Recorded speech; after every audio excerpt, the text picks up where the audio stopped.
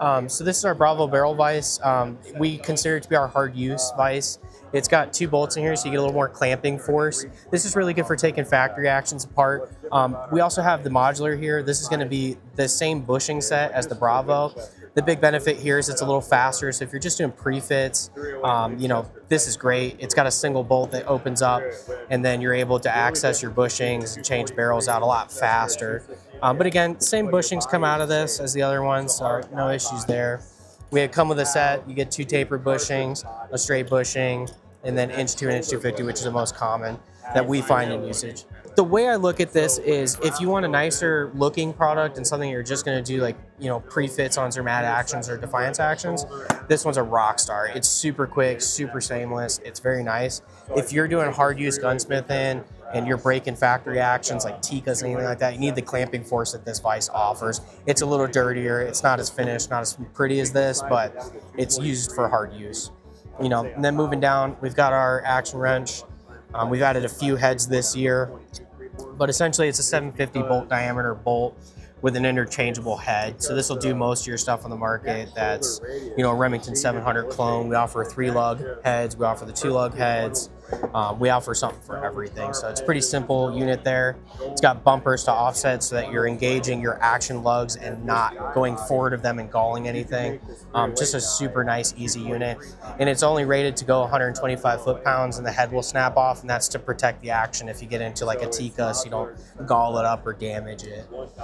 Moving on, we've got the final scope level. This one's super popular. Not everybody does this aspect, but almost everybody who shoots got an optic on their rifle, and this is probably the best way to mount zero and just get that thing level and then move it to the rifle and just take it to range. So what a lot of people would traditionally do is they would take their rifle and they put it either in a vise or they'd put it in a tripod or bipod it in a bag and then try and get the optic visually leveled and then call it good.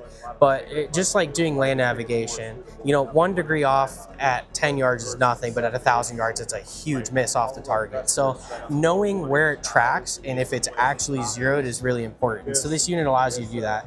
It's got 3 points of adjustment, 1 in the front, 2 in the rear, so it can go left, right, forward, back, and then you level the unit itself. What this indicates here is like the top of your action being completely level, perfect, without you having to physically have the rifle in.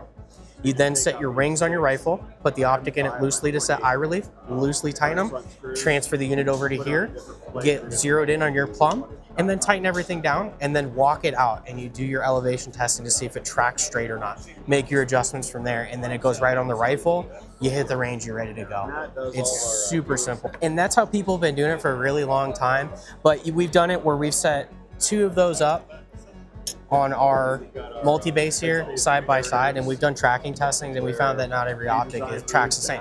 So it's important to know, and the best way of doing that is to take it off the rifle. Because the rifle could be zeroed by eyeball, you threw a level on it, that's great, or you check the one on the stock and the stock says level, but it's really not. So it's important to get the optic leveled in the mount. That's the important relationship.